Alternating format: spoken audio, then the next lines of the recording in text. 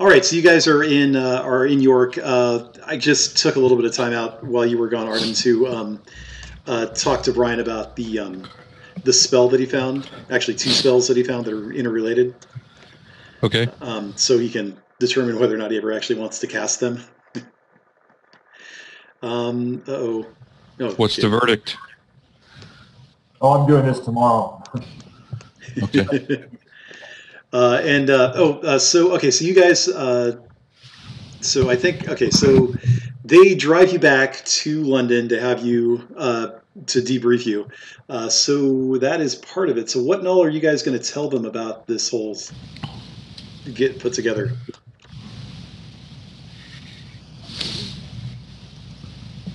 I think. Constantine question. Basically, we'll let Constantine do the talking. I think Lazar knows that that's not his strong suit. Right. Plus, I guess in his case, you're trying to cover up for your friend, and you don't know. Yeah. Right. I think Constantine basically just tells them everything that happened except for the bits where the Dutch people came in. All right. Yeah, just general stuff about the Boers. They see the debriefing guys like, oh, interesting.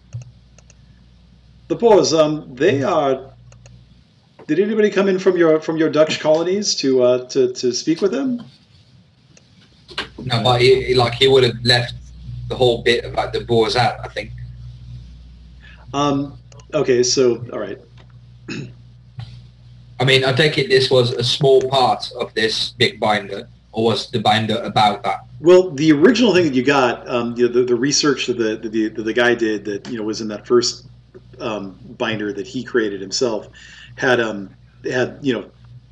talked about how he was following in his grandfather's studies, and his grandfather had been at one point been captured by the Boers during the Boer War, and had seen some of that stuff and tried to replicate it himself. So it may be kind of hard to leave out any reference to the Boers, period. Okay, yeah, well, he downplays it as much as possible, and he leaves out the involvement of the Dutch completely. All right. You know what? Go ahead and make a deceive roll to see how well they believe your omissions. Let's see. This guy is looking this up. But it's not like, I mean, you just tell the story, you just leave out the bit about the Dutch people going there. That's not that much really. And I mean, even with a bad roll, you're a good liar. So, yeah. So they the head of Section M, whose name I can never freaking remember, it kind of gives you a look like he doesn't completely buy it, but he's going to go ahead and accept it because he doesn't have anything better to do with you. Where is? Oh, there we go. Here he is. Yeah, the Right Honourable Alec Ward Grey, Viscount of Towton. All right. So you've told him that. Like, well, I'm glad to see you back. I have, as it happens, I do have something new for you to do. So he goes on to explain that. So in Wait. Sure. Would it not make sense for him to actually, like, our mission was a failure? Right. Well, I presume that you guys told him, one of the things that you did tell him was where the plant dude was. Okay, so what? I mean, we didn't actually reach any conclusion as to the whereabouts of whoever it was that we were looking for, right? There is a good chance it was probably the guy that the one intact, not. Okay, so that's our common understanding, is that was our guy. Right. That was probably him. I presume that you have told them, where the location of the place was. Yeah. So they're in the process of sending people up there now to firebomb it out or whatever, or do whatever this section does, which maybe bringing it back and pulling it in. So yeah, they're talking about that. The other stuff. Any other? I think we mentioned there was a third book, but that third book has almost certainly been destroyed in the fire that was created. So chances of the Dutch being linked back to it are fairly low. So in the meantime, though, what he comes back to you and talks about is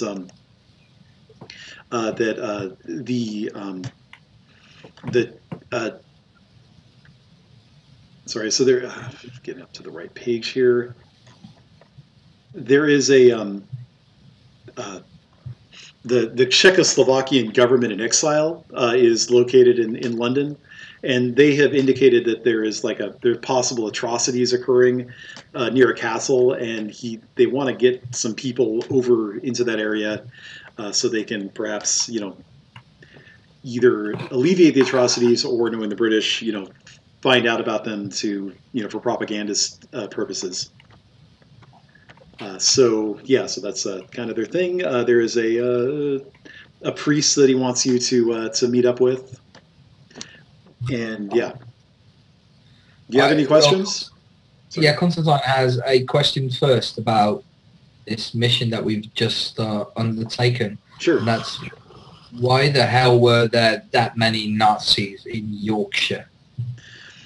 Your guess is as good as mine. I know that from your report they were using, it sounds like, a portal to get from one place to another. It may just be that they didn't assume they were going to be there for that long, and they weren't going to, they didn't bother doing stuff. Also, this organization is very new, and it sounds like perhaps the Germans were a little bit too arrogant to even think that we would have noticed them.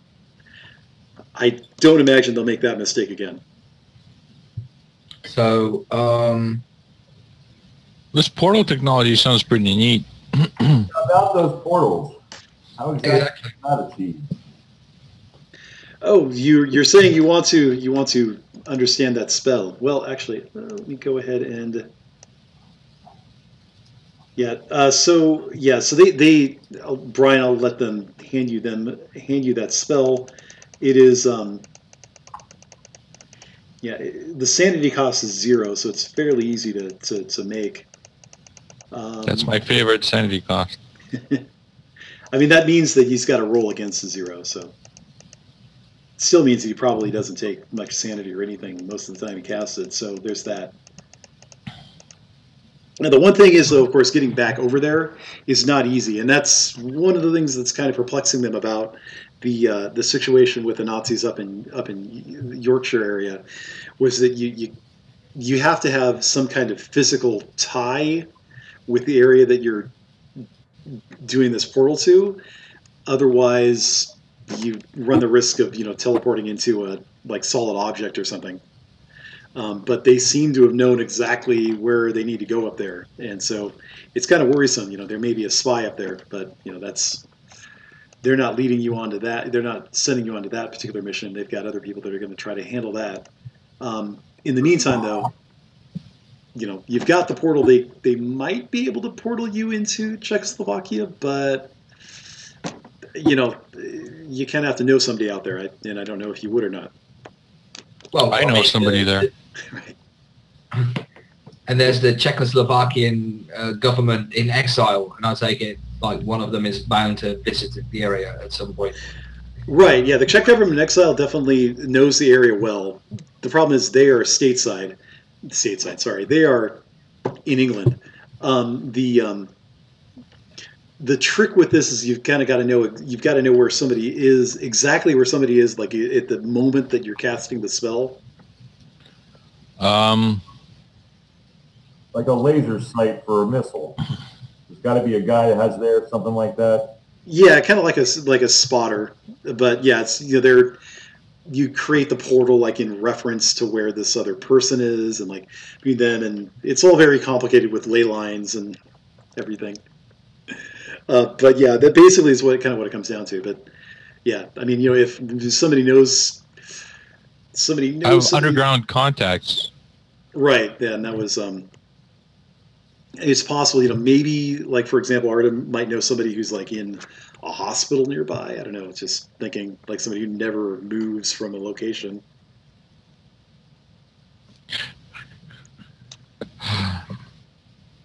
Well, I have an aunt twice removed that's really, really heavy. She never. She never leaves the house. Let's go ahead and just make a contacts roll to just see if you can find somebody there. It's going to be, that is a hard roll to make, so I'm going to say +3. There we go. Hey, there you go. So yeah. So that great aunt in Czechoslovakia for some reason, even though you're Ukrainian. That was when she was more mobile. she She moved there. and learned Czech. And That's my checkmate. whoa, the Jews get around. That's my newspaper.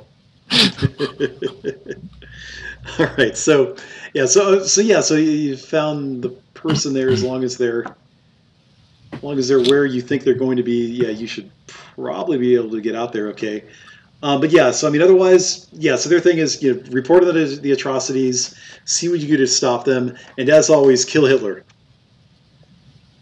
All right.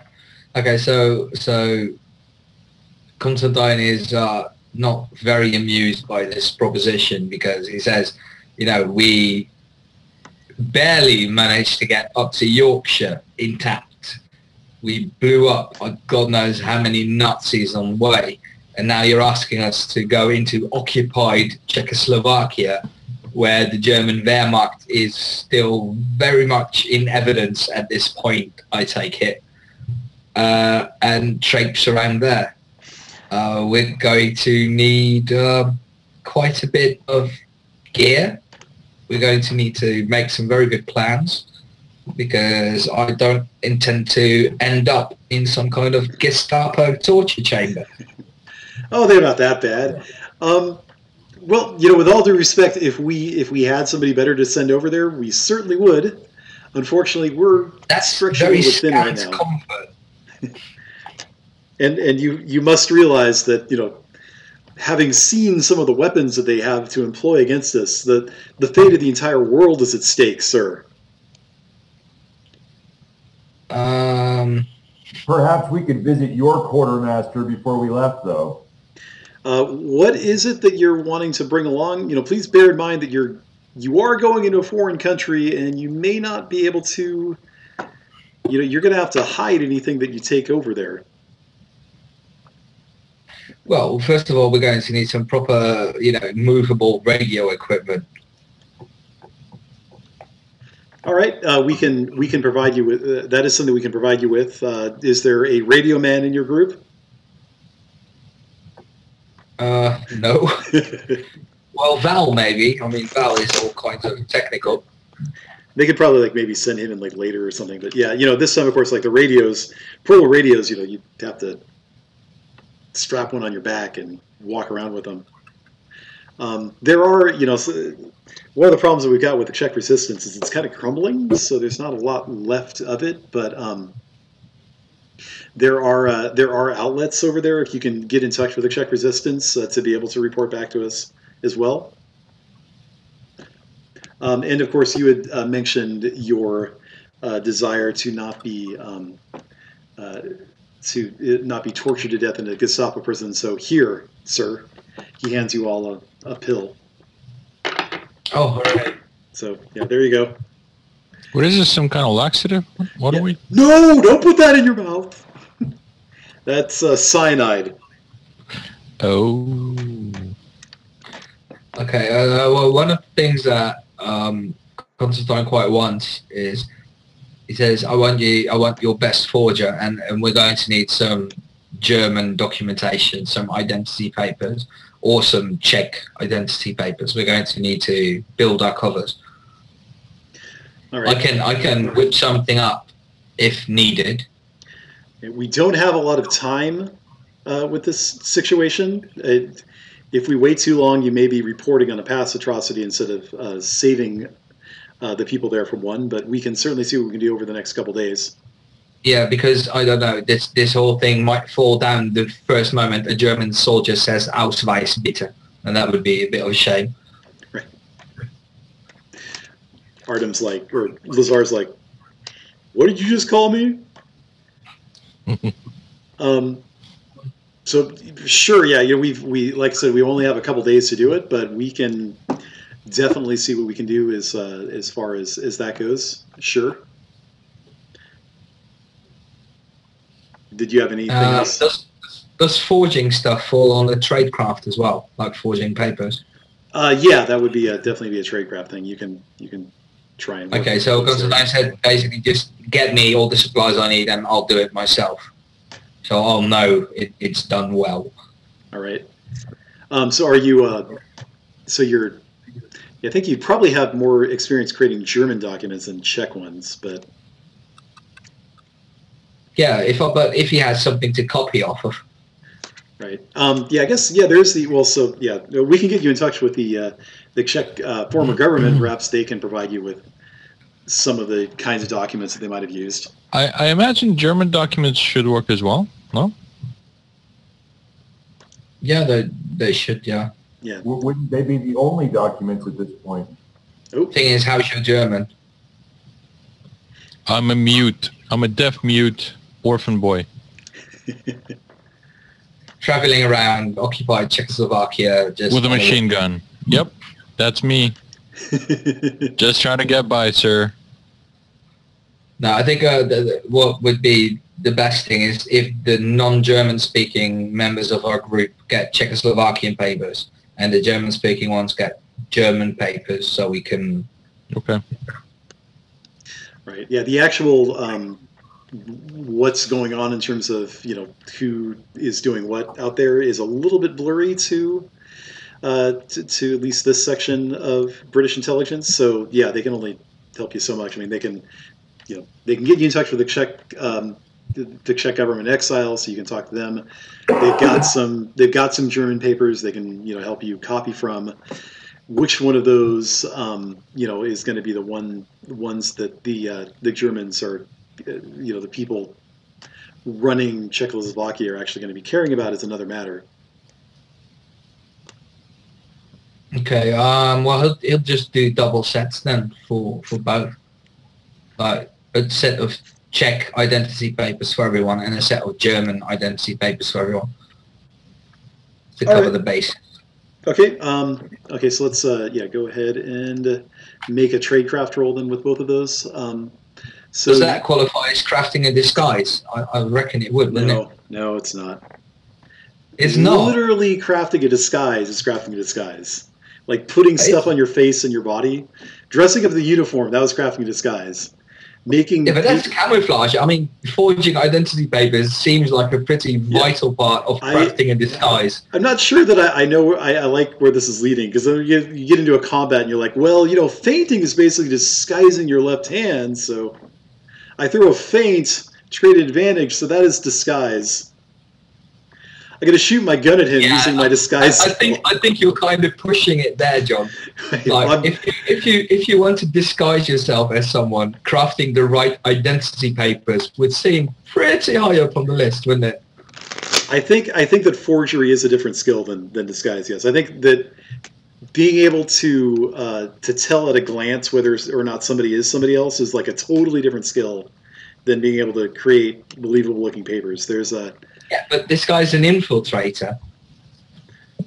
Right. Well, I'm actually with forging on this.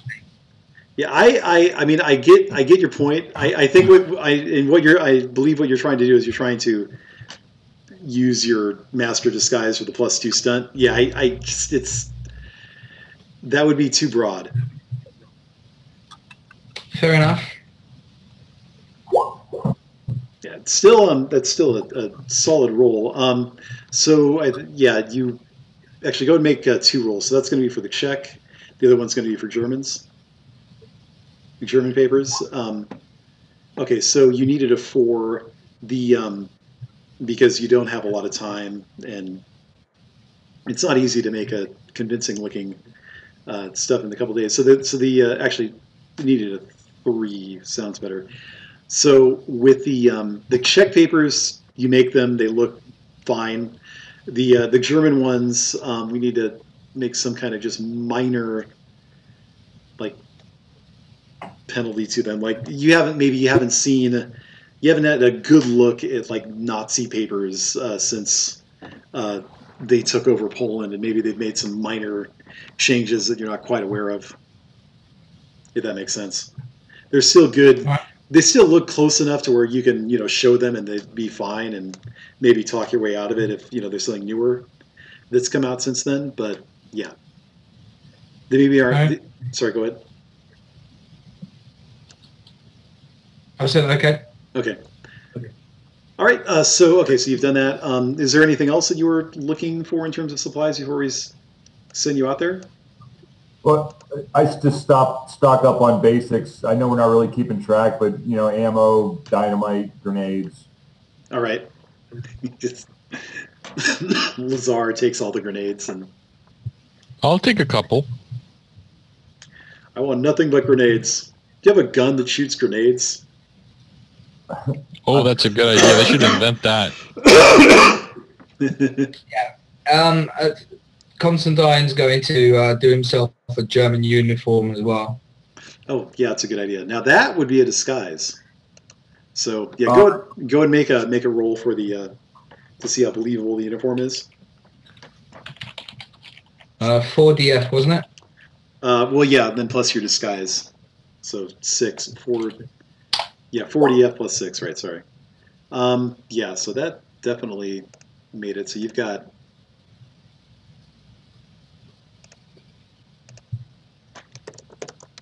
Is there any? So yeah, so you're making this out of the various people that you found there. So I'm gonna say that's a. No. I'm just doing a proper German SS uniform. Okay, so it's like Gestapo disguise then? No, just a Waffen SS officer. Oh, okay. Can you make some for all of us? Well, yeah, can I have a go?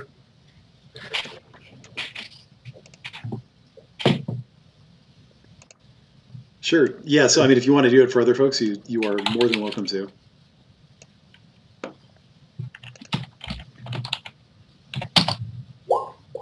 Yeah. So yeah, you needed a +2, so that's going to be for Artem. So okay. So you describing what your what kind of costume you made for Artem? Just okay. Basically, what Constantine is doing is he's made himself like a high quality officer's uniform, like a proper officer, like an Obersturmbannführer, and he's doing uniforms for the others to be like the entourage, like the adjutant, and I don't know, like a secretary or whatever. Just like he wants to make the impression of a German officer with like 2 guards, and Okay. All right. So for that, and then for Brian, you go and roll for him then. He'll be the Waffen SS secretary.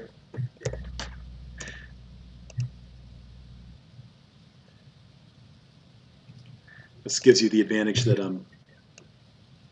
that you can maybe get away with the adjutant not talking, but the secretary might be kind of hard for them to not say anything. All right, so okay, so yes, you've got those. You can pack those. One for more as well. Or? Well, he's not technically around, so he's away. So, I did some research, and I apologize. I got to dig it back up again, but I did find there's a German small town. The people there speak in the exact way Pennsylvania Dutch speak. So, oh, nice. You could say that I was from there. I got to find the name of the town, though. Okay, all right. I take it Constantine would just have taken that into account doing the papers if you told him. Yeah. So right. So he's So yeah, he's the secretary. He's the one that you expect to be speaking a lot. Make something up about why Lazar isn't talking. So and can but it like the secretary and the adjutant is basically the same thing because that's how it works. Can also be a guard, like a Sure. Yeah. With laryngitis. You're just a guy. You don't speak, but you're not expected to speak because you're just the guy with the gun. Mm-hmm.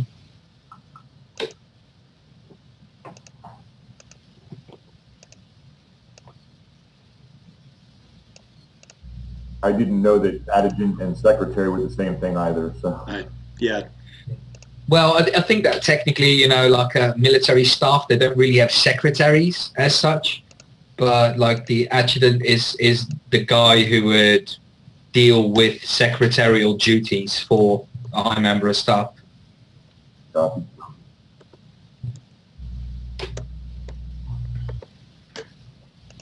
There you go. That's very accurate.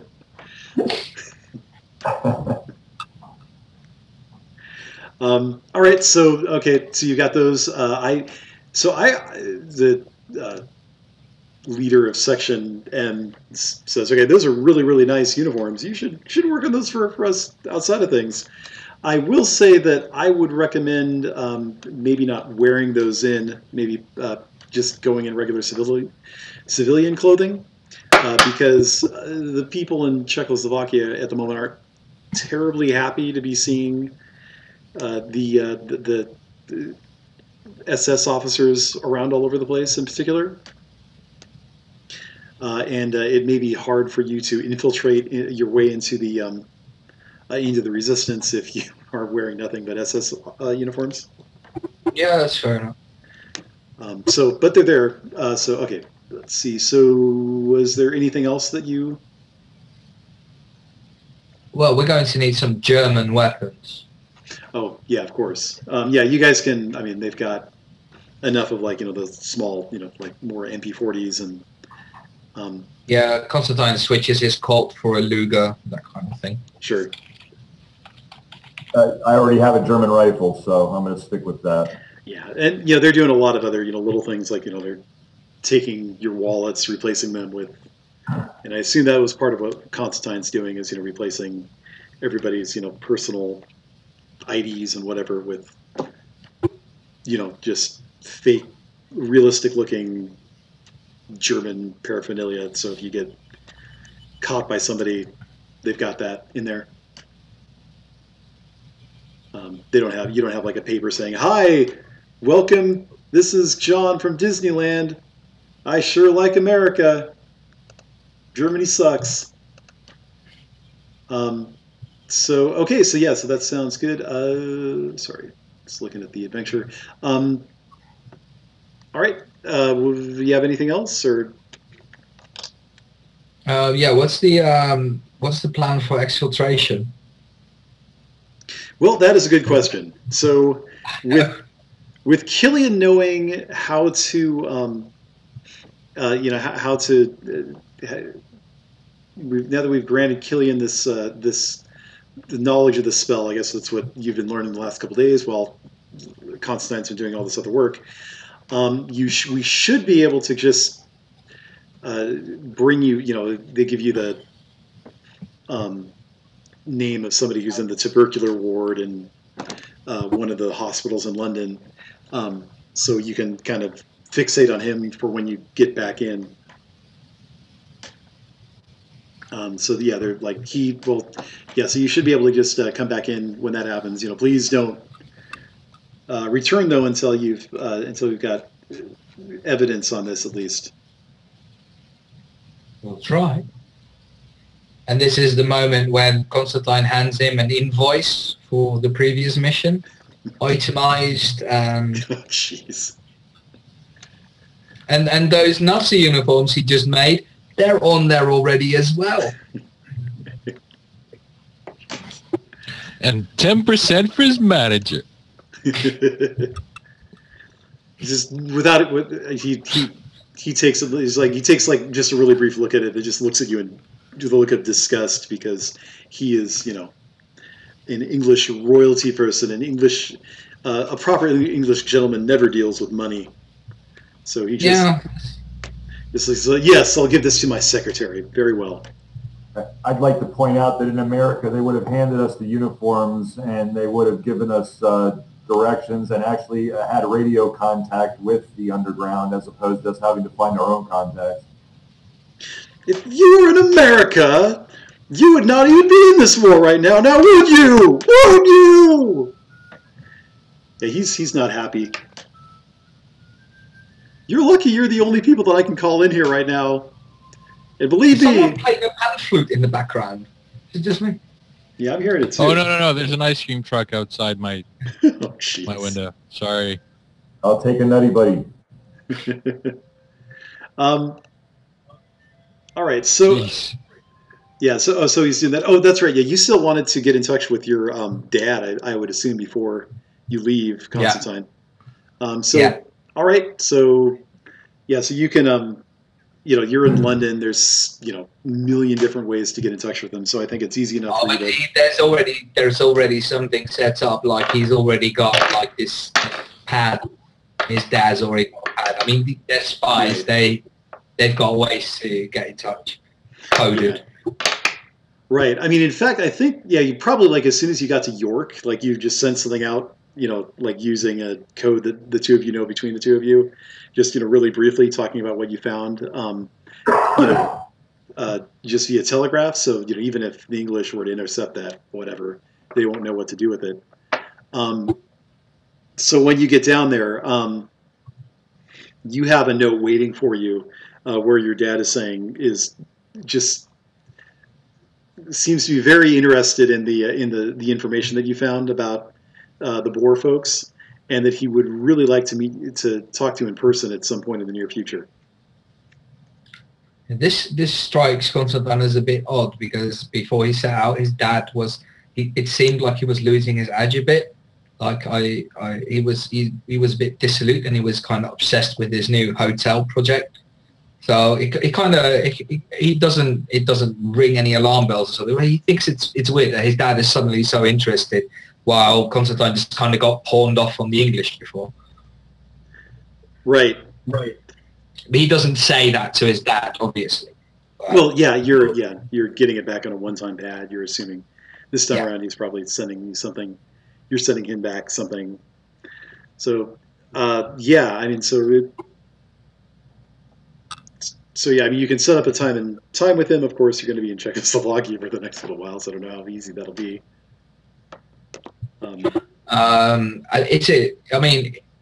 His dad has quite a bit of clout as well. So, depending on how we're going to travel, did we establish that we're going to Port Lynn there with the help of Lazar's contact? Yeah, his fat aunt, isn't it? Mm-hmm. Okay. Yeah. So there's no. Unless his dad makes it to London somehow, there's just no way. All right. Yeah, But obviously, like, Constantine would offer to set up a dead drop for the information because he's very desperate to impress his father. Sure. Yeah, and the trick though is that setting it up in a place that's not going to give your situation away. Unless you want to dump like all that, the binders and stuff for him. Well, I tell you that the information that is actually relevant, like Constantine can transcribe that onto some other medium, like a smaller piece of paper. Right. Like he doesn't have to drop the entire binder.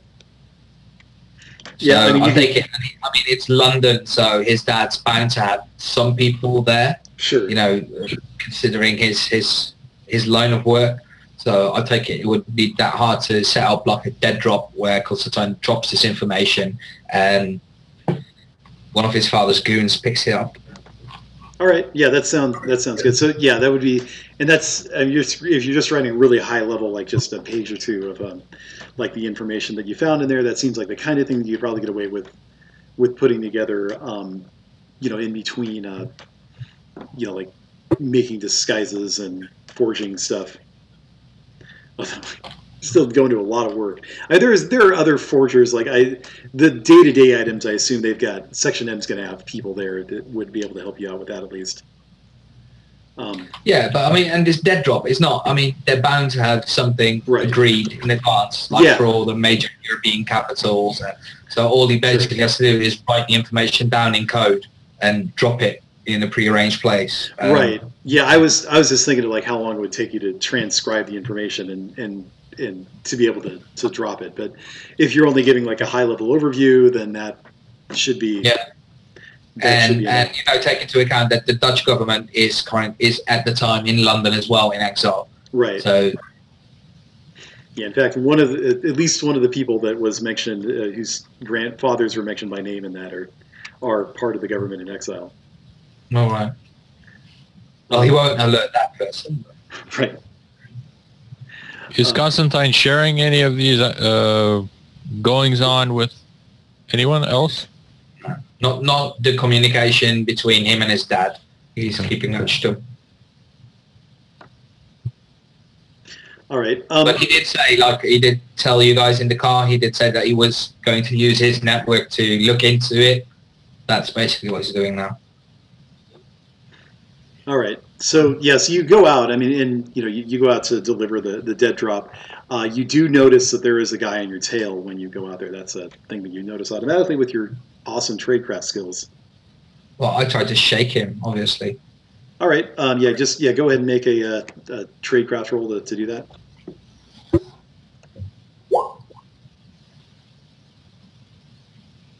It's not going to be hard to make. Yep. Yeah. You managed to shake him. In fact, it's hard to tell just by somebody walking after you who they're with, but well, it's the dude who was chasing you was Western European and male, so take it that way you will. So you reach the dead drop. Can Constantine try, like, after he's dodged this guy, can he try to follow the guy? I mean, if you want to, the thing about, I mean, you can lead him down like a false trail and try to, catch him at that. But, if you're actually physically trying to lose him, the whole point, there is that he's not going to be able to find where you are in in London. So it's going to be hard for you to find him as well. Okay, but you can, like, you can break line of sight with someone and then circle around and track them back. Right. Well, that's what I'm talking about. Like, if you want to, spend time before you do the dead drop to go find him, and I'm going to... Well, I think Constantine would be quite curious to find out who's following him. All right. So you want to, try and circle around. Sure, yeah, you can go ahead and try to do that. This guy's not the world's greatest spy in the world, but you can try and shake you. So go ahead and make a tradecraft roll again. Man. And yeah, that was me. Oh, yeah. So you catch up to him close enough to he's wearing an overcoat like spies wear, but also like everybody in London. The spy uniform. He's wearing the spy uniform. He's got like a mask around his eyes and. Let me. The thing is, I didn't want to, catch it or confront the guy. So what Constantine wants to do is to lose the guy and then see what the guy does and follow him. Oh, right. Yeah. So you're trying to just follow to where he's going. So so you follow him. I mean, after looking around for you all over the place, which, by the way, I think you need to make another roll to avoid being respotted by him. This shouldn't be that hard for you to make, though. Especially not with that roll. Oh, wow. So tied. So... long line of spies. Constantine's extremely experienced at this. It's his bread and butter, so... All right, sounds good. So, he almost sees you, but you know exactly what to do to... Like, you catch yourself just for a split second, like, looking at him, like, through a newspaper window. And then Constantine quickly brings up a newspaper and pokes two eye holes in it and kind of... This is the 40s. These tricks were new back then. I don't know that the poking the holes in the newspaper trick was ever new. Just like imagine like in like sometime like in medieval times you do that and they're like, it's a witch! With a newspaper. In medieval times, but... How did you get all this print all over this giant paper? Did you write all that yourself? So you managed to shake him again. Finally, the guy gives up. He makes a phone call at a local, those big red British phone kiosks that the British love so much, and starts to walk away. Okay. Can I? I'm not a mechanic or anything. I'm trying to think if there are any. I mean, there are. You know, you can redial in a phone box if you know the. You know, there's things that you can operate it. There's an operator in those days. Yeah. So Constantine goes into the phone booth and he connects to the operator and he says, "Operator, I'm standing here and here. Can you please connect me to the person I was just talking to because the connection was severed?" I wasn't born yesterday, Sonny. I know you're calling from a payphone. You have to tell me what that number is.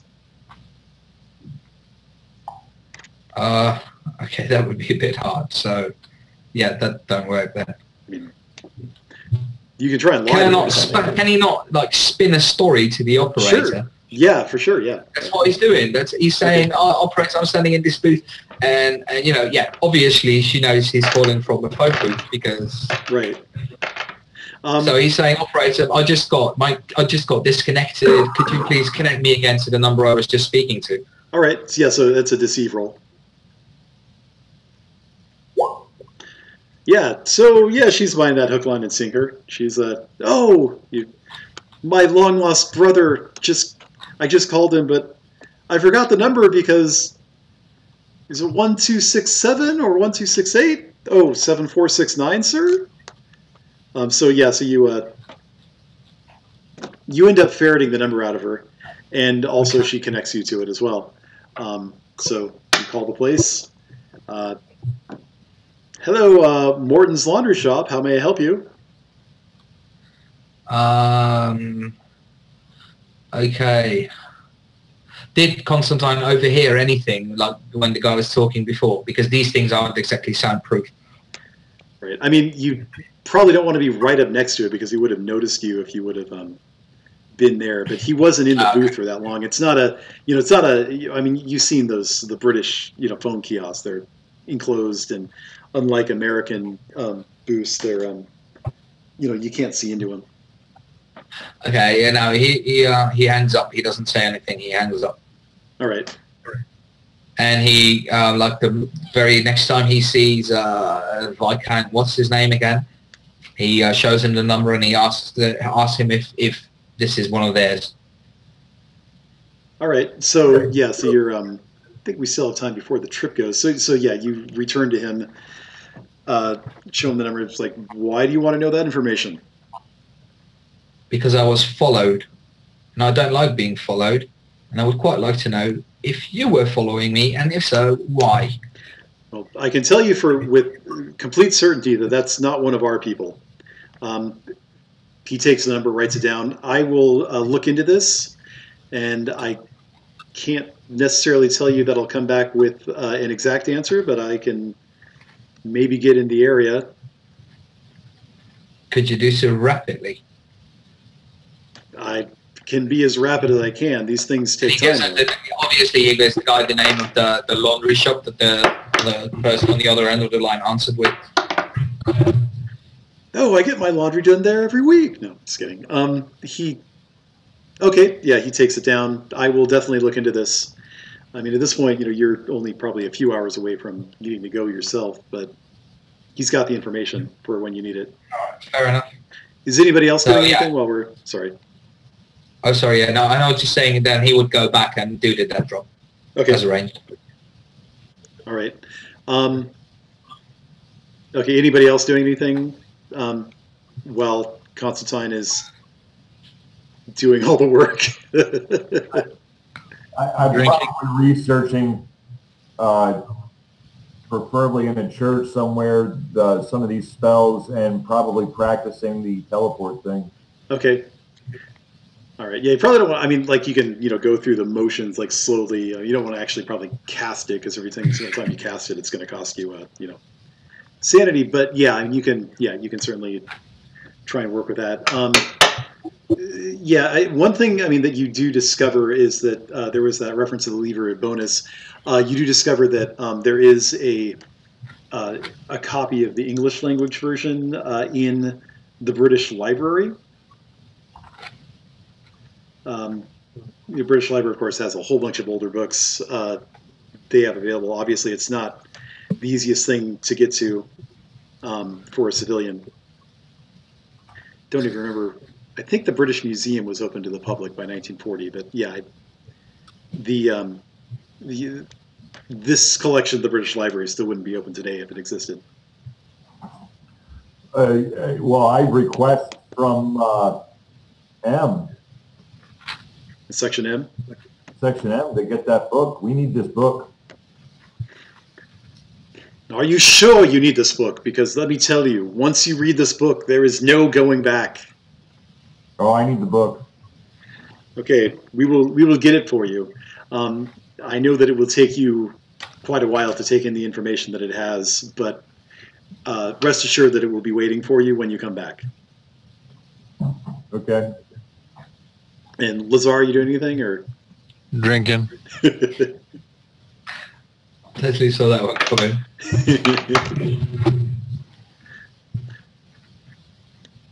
Okay, and at some point, Constantine's probably going to join Lazar for a drink and have a little chat and kind of very diplomatically try to insinuate that once we're in Czechoslovakia, you know, with the whole fucking German army there, we may want to kind of keep a low profile.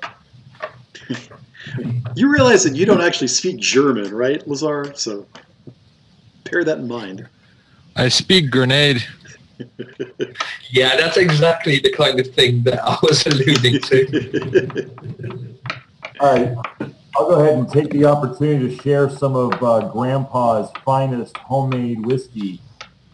Nice. You're like I can see you like meeting in a pub.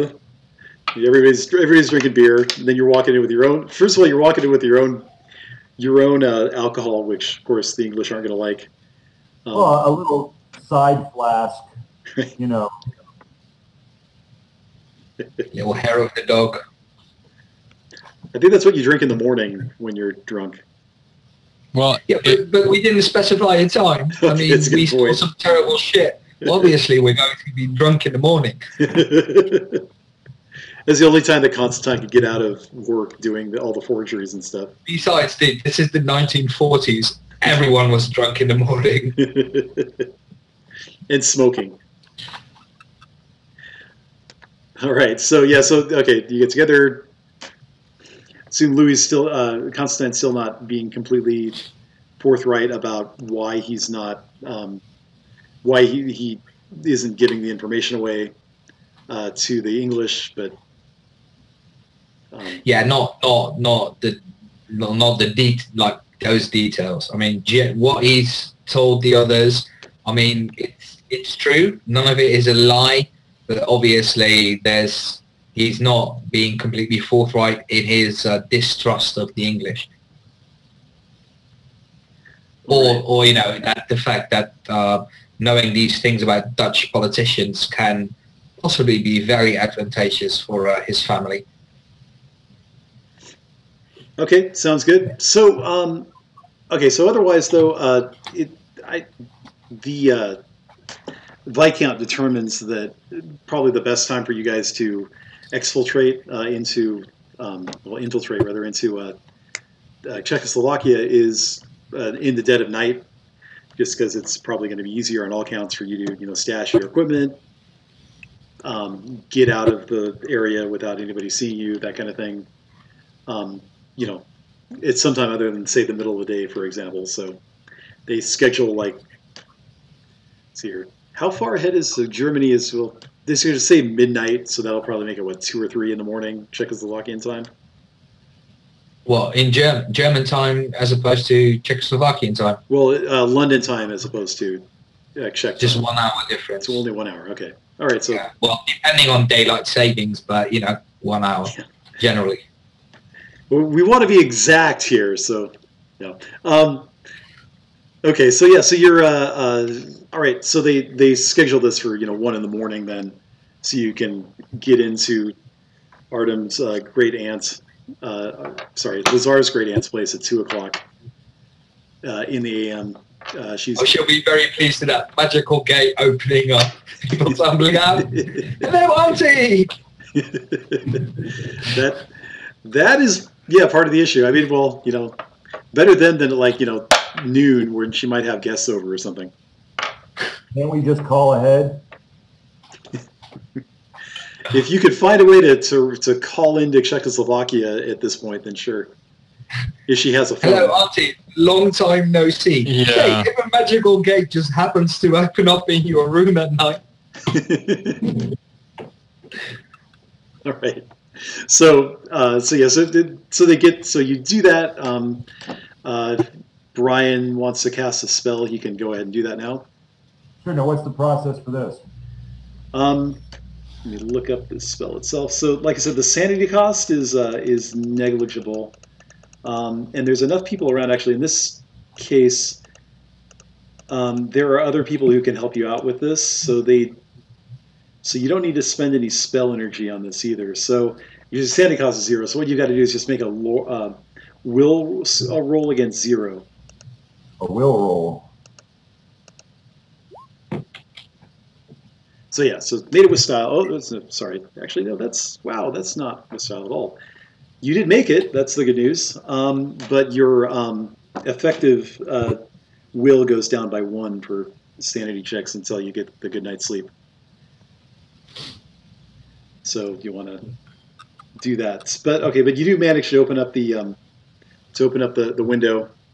You can hear some confused cries on the other end of the portal. I'll go in first. That's probably a good idea. Yeah, so your great aunt, which you haven't seen in 10 years or so, she's really let herself go. Yeah. Whoa. She was always kind of hefty. I try to wrap my arms around her. Am I going to heaven? Is this the lowest? Are you dead? No. What portal? There's no portal. What are you talking about? Yeah, you're going senile.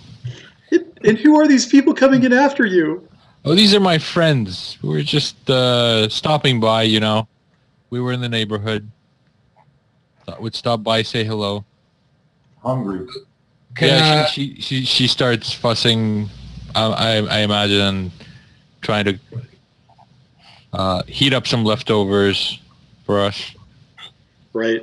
Yeah, for his I don't even know what Czech foods are, but leftover goulash.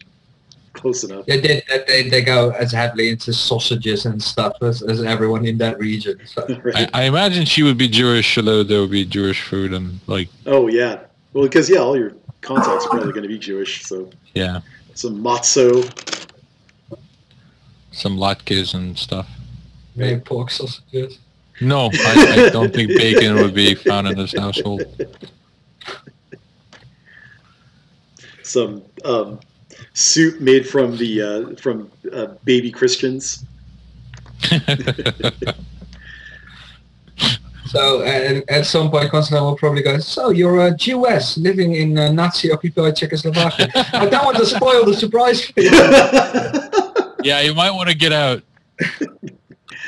You might want to waddle your way towards some neutral country. Assumes facts, not in evidence.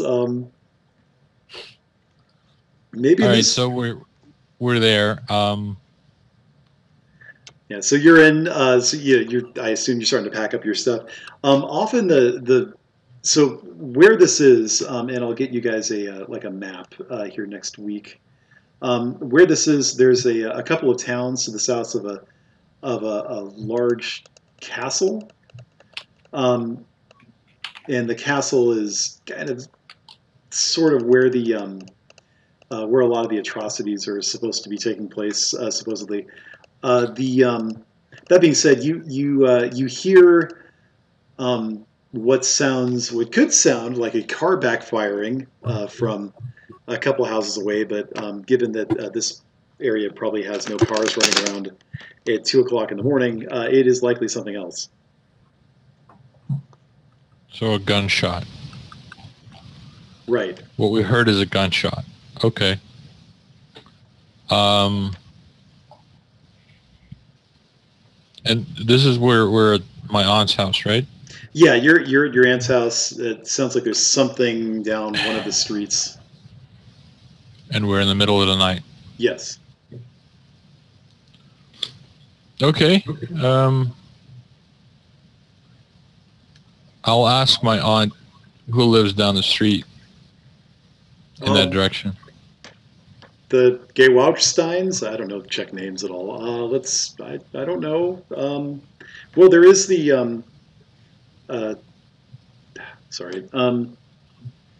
there is the Heer command post down the road. They do like to, shoot Czech resistance members that they find every now and then. Why, are you hearing something? Just probably a car backfiring. Oh, that's good to hear. We don't have very many cars out here. She starts to go into a long story about all the cars that she's seen in her long, illustrious life. One of them is driven by a very nice doctor. Single. So she might know where. You said there's a command post nearby. Yeah, German command post. Yeah, here a command post out there. Those are the guards that they bring in, to the occupied territories after the fact. Well, can we find out from her if she knows any other German activity in the neighborhood? How many Germans might be around?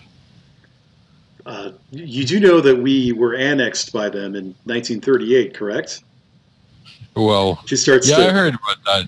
Starts to talk to you about the history of Czechoslovakia. And see, first there was a Sudetenland, and we thought that was going to end it. But then your man, Neville Chamberlain. My man. He's not Ukrainian. Your boyfriend, Neville Chamberlain. She thinks of like all bad people as your man, because you're a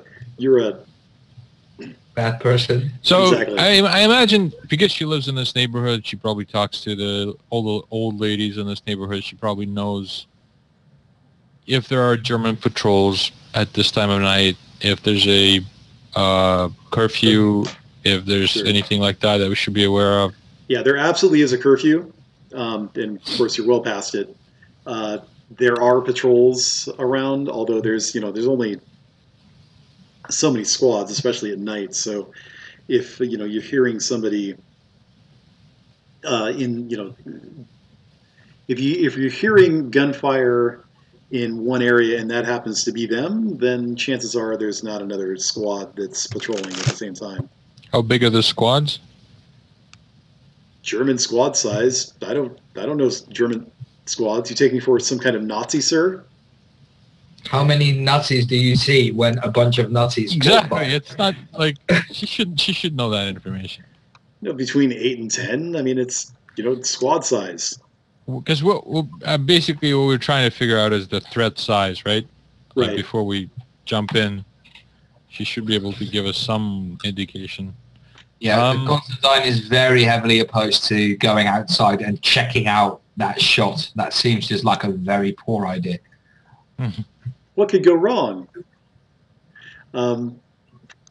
Death.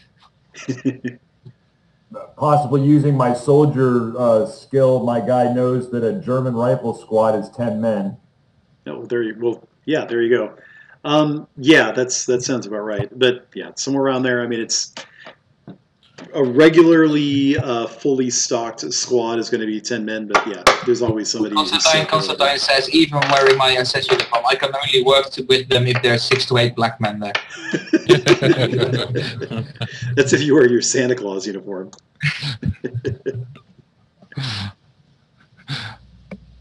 So yeah, I think it's a no-go. I think we'll hole up here until the morning. All right. So yeah, you hear the gunshots. There's some screams punctuating through them. After a while, there are no more screams. And then, swings and roundabouts.